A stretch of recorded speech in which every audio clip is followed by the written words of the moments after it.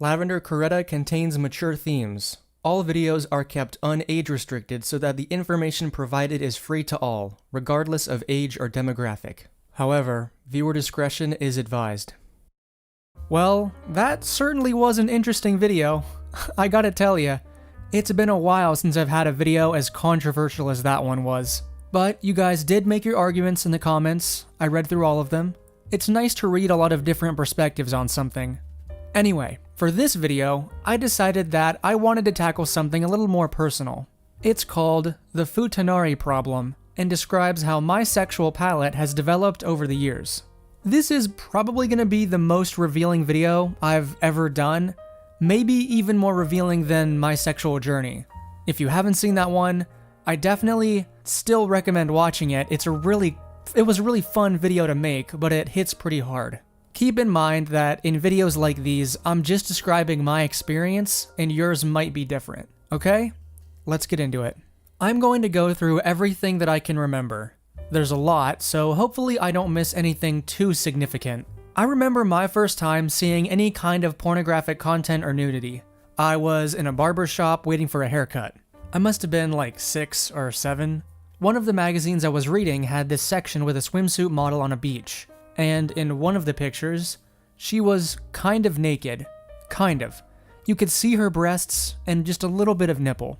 The title was, "So-and-so shows her skin." I don't remember her name. Typical, I guess. I was too busy focusing on something else. Even after all these years, I recall that first encounter being special. I would try to find that magazine on subsequent visits, but they must have recycled it for another magazine. I don't know. And I'd still love to find this magazine issue someday.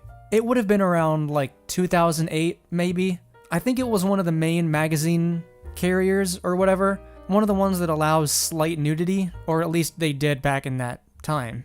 Next, for me, was the internet. This was back in the day where you would search Google Images for funny memes. Remember that? I would do that pretty regularly. Even if there was some stuff I definitely shouldn't have seen. One of these images, I don't even know how you'd find it today. It was a picture of a Japanese woman in a suggestive pose. I don't remember the text part of the meme, but like the magazine, I kept trying to return to this specific image time and time again. I can't believe I never got caught doing that, especially considering younger me didn't know how to delete the device's history.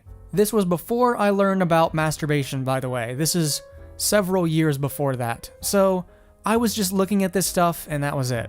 I believe this was around the time that I got my own device, an iPod. Soon discovered what internet porn was. You know, the hub.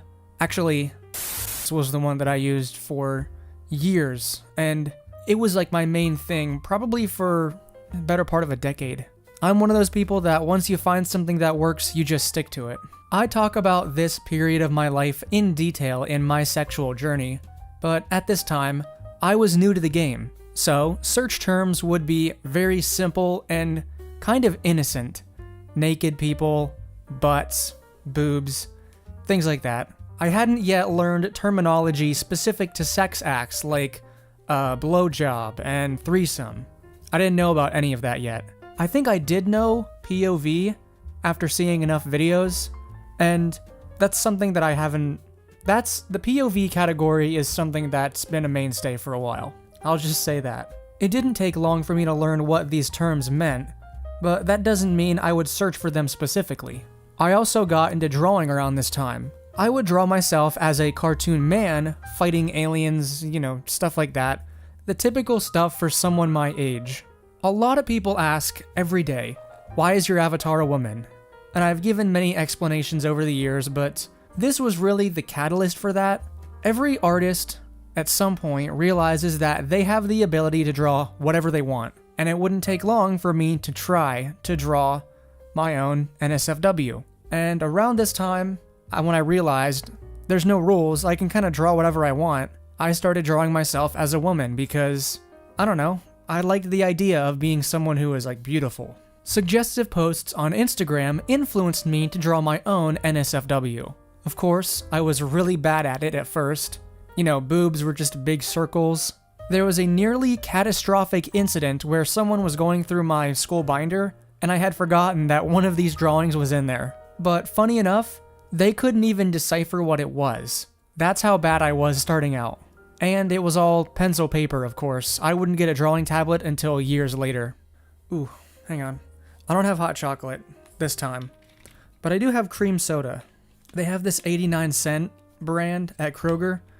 It's not good at all, but it's cheap. The important thing to note here is that at this point, drawing my own boobs and butts and whatever didn't really elicit any sort of reaction from me. It does today, definitely, but I'll get into that later. It was probably because I just wasn't good enough at it. Like, I wasn't good enough at drawing. I think I was in like 5th grade at the time. So I would have been 10 or 11. Right around the time where puberty would start to hit me, but before it would go full swing. Maybe my body just wasn't ready to feel anything from that stuff yet. I remember the first time I saw Rule 34 of a character that I knew, and I hate this memory. It was Garnet from Steven Universe. Kids, don't be racist. Literally. It was really well drawn. I mean, I think I found it on Google Images. I wasn't looking for it, but it was there. The reason this Garnet, Rule 34, grossed me out so much was because it was something that Steven Universe, I used to really ride or die for that show. It was something I found a lot of non-sexual enjoyment in. I was a fan of the show. I didn't like that I had this image in my head. A lot of people have left comments under my Rule 34 videos about their theory of why Rule 34 is so popular. And they say it's because it takes something that's comforting, like a childhood character, and applies a modern, adult-oriented experience. I can definitely see the argument for that, but for me, that does not happen. No, I don't like the non-sexual mixing with the sexual. At least not like that. It also grossed me out because if you know Steven Universe, you know that Garnet is basically 2 kids in a trench coat. So, nope, didn't like it. Despite that, this did introduce me to Rule 34, and I would start to see more of it and become okay with it. I'm still primarily watching live-action porn at this point, but it starts to mix into those search results. My consumption of internet porn in general gradually increases, and it becomes a nightly occurrence for me. At this point, porn terms become more specific. This pose, this dynamic, stuff like pog and gangbang, stuff like that I probably learned stuff like that around this time. I wouldn't say I had any sort of preference for any category at this point. I just watch whatever gets me off. Actually, no, I did know who Mia Khalifa was. Again, I do not recommend this video to anyone under the age of 18, but you know why I keep it on age restricted. Some people might need to hear this. But yeah, I did know who good old Mia K was. In my opinion, she's still the best to ever do it. Not just for the boob job she had done. The way her videos are directed, genuinely, like, the casual banter she has with other actors is something you almost never see in porn, because they only cut it like a movie, like a script. But I love the videos that just leave in the banter. That's awesome. And if you know her story about why she got into the industry, again, not advocating for anybody to get into the industry, as got me doxxed last time, and I would never actually advocate for that. She probably regrets a lot of what she did for a good reason.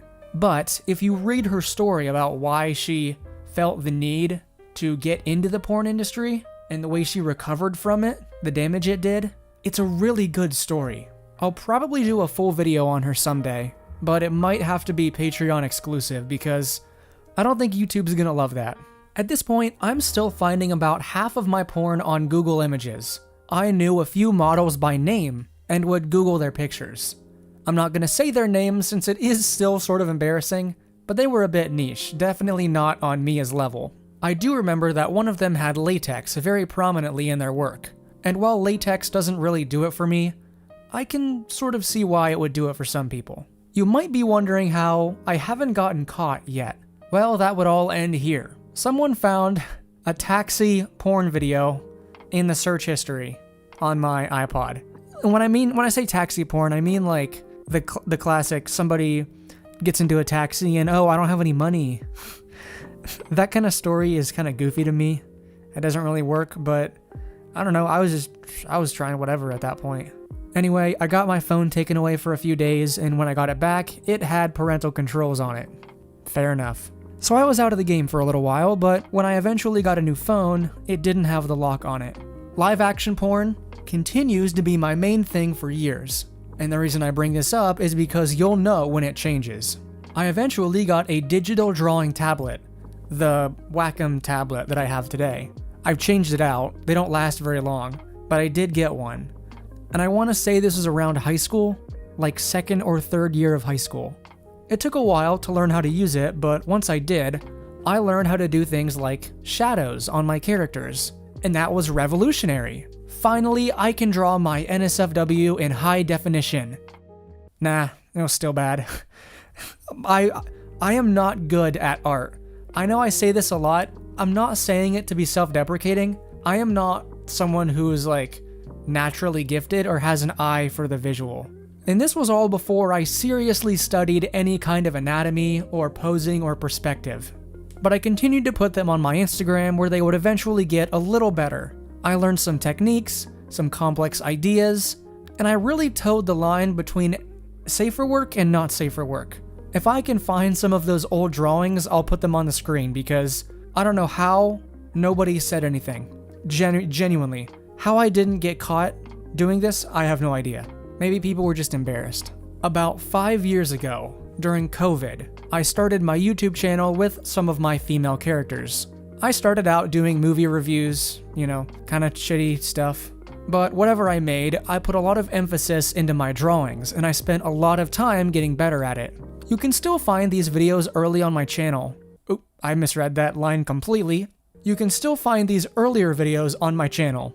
Candles changed her design, her appearance, in every video, and it would be a while until I settled on her first official look. It was a blue version of Agretzko, which I had just watched the first season of at that time. Progress was slow because I'm just not naturally gifted at drawing. I get a lot of compliments about my art nowadays, which I love you guys for, but trust me, I am seriously not naturally inclined at this stuff. I'm still learning how to do things that I should have learned years ago. Anyway, I would soon hit that point where my pornographic drawings exploded in competency, and there were a few key changes that needed to happen for this to occur. A big one was multiply layer. The multiply layer type is crucial for drawing shadows and muscles. Fun fact, I'm getting more and more transparent about this every day, but last night I had one of my 6-hour benders, and I learned how to draw a butthole with multiply layers. That'll come in handy, trust me. I also learned how to use the alpha mask, which is when you tell your computer sometimes I talk too fast. It's when you tell your computer to contain your artwork inside a specific shape. And in this case, it's contained inside the body shape you've already drawn. It makes shading a lot easier. Before this point, I would draw every single shadow with the airbrush, and then erase what's outside of the line. And now I don't have to do that. I also learned After Effects, where I could make simple animations. Now, flash forward to college. I'm still somewhat addicted to porn, and I classify it as an addiction because it's one of the reasons I never dated, I think. My view of sex was warped by many things when I was young, and porn was definitely one of them. It convinced me that sex was strictly performative. You had to convince someone to enter this gross situation just so you could experience pleasure. At least that's what I believed sex was. But in reality, I know that sex is usually a Whoa, I need to slow down. This script is a longer one, and I get, my voice can't make it very far. You guys know that about me, though. I need some cream soda. Okay. As I was saying, oh my goodness. As I was saying, sex is usually a lot more natural and hopefully mutual. You're doing it with someone because they want to do it too, not just you. And as guys, I think we generally forget that, or never learn it in the first place. I'm deep in the weeds now. My search terms are as complex as you can get, trying to find niche things. There's a lot of POV in there. That's my main. It's definitely voyeuristic. I'm not searching for porn to insert myself into the scenario. Do other people do that? I don't know if this is just me, or if it's not as common a thing, but when I'm watching porn, I don't try to imagine myself. I don't know. Maybe people do that, maybe they don't. I myself am more into like the angle of the camera, what specifically is in frame. Like a butt can look really good from a certain point of view. You know what I mean? There's just certain angles that they're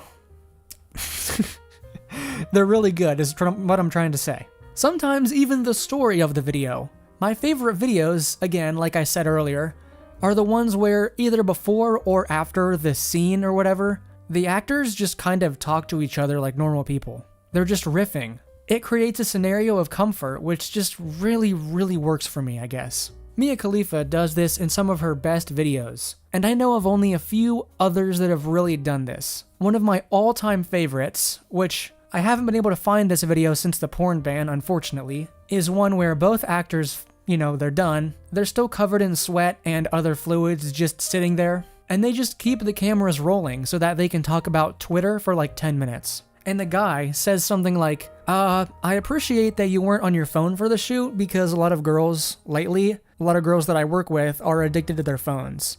It was nice to just talk to you, which is so wholesome, and I love that. That's the kind of stuff I want to see. So, a few years ago, I decided to start fighting my porn addiction for real. I was sick of having it control me. I think the real catalyst for this was having a panic attack one night. I don't know if I think I did mention this one time before, but the only time this has ever happened to me, I don't know if the porn had anything to do with it, but it happened right in the middle of a session, so I think it might have. I was now in my own apartment with no roommates, so I was free to do it whenever I wanted. I started this schedule where I wouldn't watch porn all week, not until Sunday, where I would clear the entire day to watch and draw as much of it as I wanted. I didn't force it every Sunday, but that was the day that I allocated that I said, okay, I can do it today if I feel like it. This decision came from the first actually good NSFW drawing I've ever done. It was a simple, wordless comic of 4 panels, where the same 2 characters would be in different positions. These 2 characters weren't Candles and Corretta, by the way, it's just 2 no-names that I got for this project. That's how a lot of my drawings go, actually. I don't plan on using Candles or Corretta, it's just a different character. But in this comic, they developed their own tastes as they got older, and the guy got bigger because, I guess in this fictional universe, size has no limit, but pretty standard. Anyway, the point is, it created this nice little visual story of them developing as they became an older and older couple. And this was the first drawing to really have an effect on me. It was like someone who had only drank beer just took a swig of vodka. Immediately, I said, I have to know how to do this again. I want to do more of these, but in a controlled way. Because I realize something like this you do over and over again, you're going to get lost in the sauce. So, just once a week, I would do this. I could do more than one drawing, but I could only do it on that day. This went on for about 6 weeks, and in those 6 weeks, I doubled my skill level in drawing. I already made a video about this called the 12-hour edge, or something like that, and that's when I found my true limits. I've explained it before, but the reason this system works is because when you have a deeply satisfying experience like this, the post-nut clarity lasts about a week. Not even kidding, a week. It's easy to not watch porn for the rest of that week because nothing is going to top the experience you just had. And again, I'd like to reiterate here that I do not condone anyone under the age of 18 try this. It's much better to establish a real-world relationship before you get into this kind of hobby. If I could do it over again, I would have prioritized dating over this. Since I was searching for porn to use as a reference for drawing and not necessarily to get off to, I started expanding my reach beyond what I was initially interested in. I've used all kinds of references. Straight, gay, trans, anything that didn't cross any personal moral boundaries.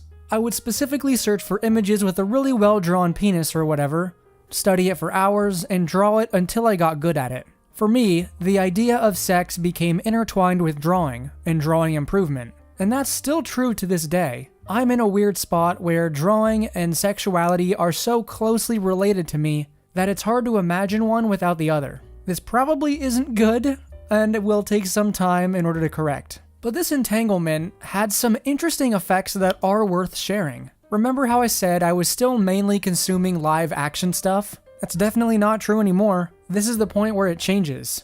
I'm now almost exclusively looking at animated or drawn pornography, since it's easier to study anatomy that way. And yes, I'm gonna hear the comments by the artists, you should study real people, blah blah blah. It's just not as fun for me. I'm studying art to get better at drawing, sure, but I'm always going to take the path that's more fun for me personally, even if it takes longer to get there. It's also opened me up to things I didn't think I'd be into. I'm not gonna get specific though. When it came time to actually write this script, I thought I was ready to be transparent about it, but I guess not yet. I'm still straight, but when you're 6 hours deep into one of these drawing sessions, the rules start to bend a little. I'll explain this a bit better a little bit down the line. I don't want to spoil the ending. For this video specifically, I looked through all of the NSFW drawings I have saved, and I found some interesting things. If you sort oldest to newest, there's definitely some patterns there. I used to draw characters with extra vibrant fur colors.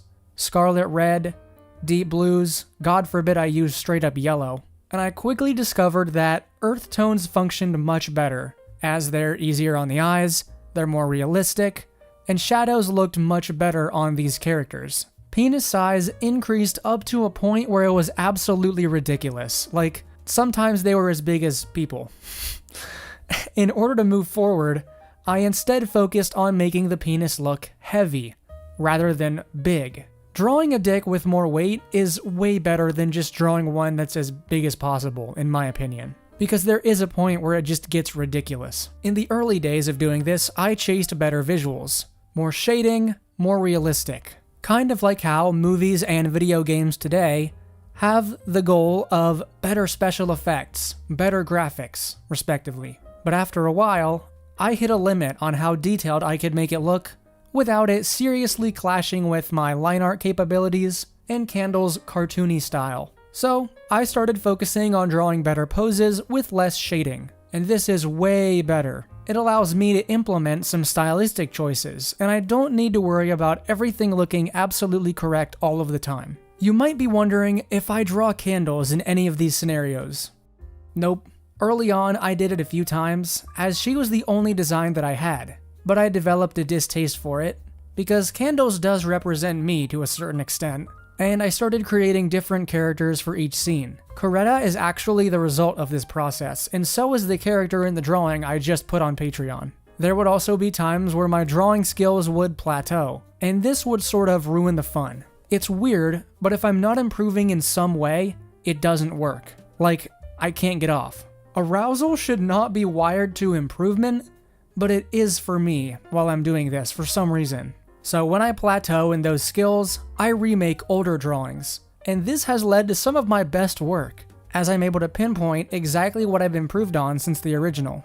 Sometimes I focus too much on the line art, and the shading turns out rushed. I'd still say my best work was in those first 6 weeks, since I was doing whatever I found to be hot, and there wasn't anything influencing my drawings. Nowadays, I try to do poses that are slightly more difficult to challenge myself. My next challenge, from right now onward, is definitely the hands. A lot of artists hide the hands so they don't have to draw them, and they're pretty difficult. But if you can get them to look really good, it'll make the drawing so much better and so much more convincing. Finally, with a raspy ass voice at this point, we arrive at the most profound effect. Every character that I draw is Futanari. You may have called this twist from the title of the video and where this video is going, but that's why I called it what I did. The boundaries of sex and gender are completely broken in the Candles universe. By looking at all kinds of references, by experiencing other people's fantasies through their own works, it sort of causes sex dynamics to be broken down into their base elements.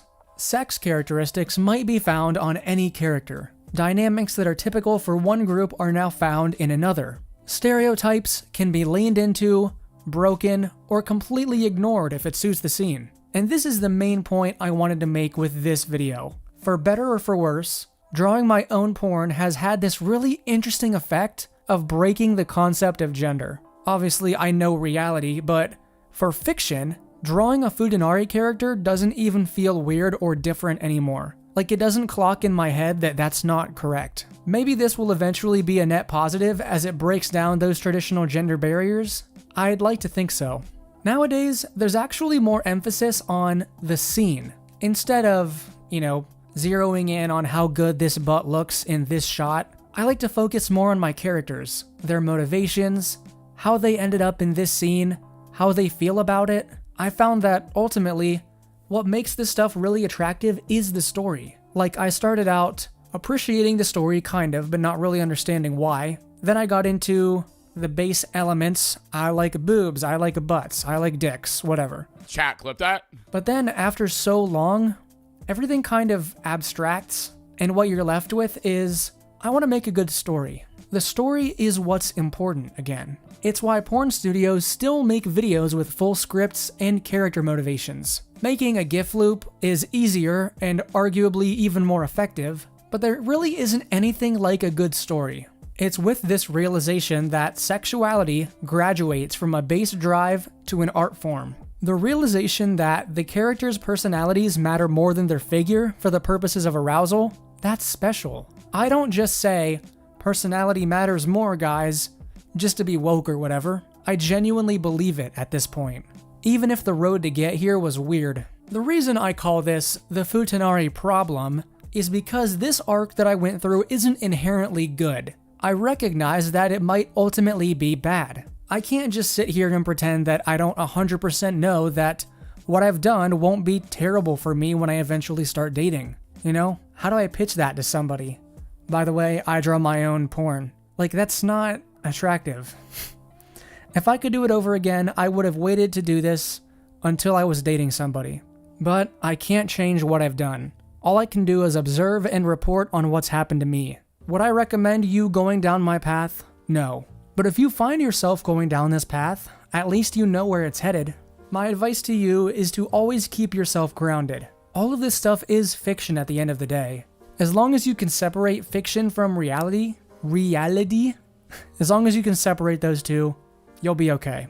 There's a couple more things that I wanted to bring up here before we get this over with. Let's say that I'm not the only one who's gone through this specific arc of drawing porn and expanding their skills and knowledge. This individual would probably end up in the same place as me, with the barriers of gender norms broken down. Now, this sounds good on the surface, but if all roads lead to Futanari, doesn't that kind of ruin trans visibility? A society full of straight people whose only experience of women with dicks being inherently sexual isn't a good thing. But I suppose you could argue that Futanari does not mean trans. My characters might be Futa, but that doesn't mean that they've gone through the event of transitioning, which is a big part of the trans experience, I'm sure. Maybe it's better to just teach the difference. I'm interested if others have gone through the same character arc that I have. I suspect that I'm not alone in this experience. And if that's true, this is something that can become known to us.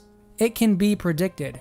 There were steps along the way where I could have fallen into worse places. I could have ended up on 4chan, doxing people. That's basically one step away from getting sucked into this rabbit hole of loneliness and internet porn. I'd like to imagine a future where others feel comfortable enough to share their experience. If we know more about it, we can identify the mechanisms that cause people to become lonelier than they already are. So, I hope there's still time for me to develop into a normal person. It's gotta happen at some point. There's other factors influencing things like dating, the economy, politics. It's not as easy as waking up one day and deciding, I have a girlfriend now.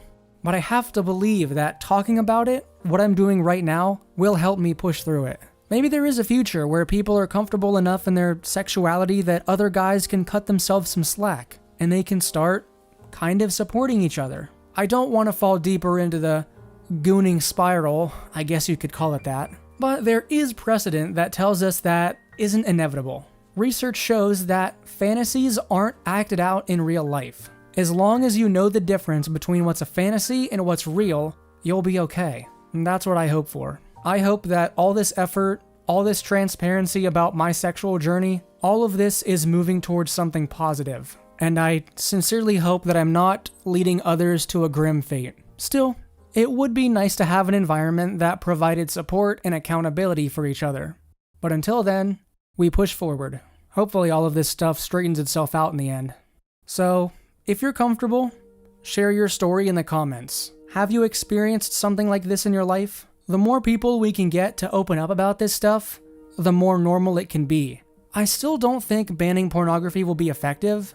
I think it's okay to engage with it if you're old enough, and if it's the cherry on top of a pre-existing relationship, and not a replacement for intimacy. But we can only hope. Anyway, my voice is gone. Where did it go? It's completely vanished. My name is Candles. I love you all. Good night.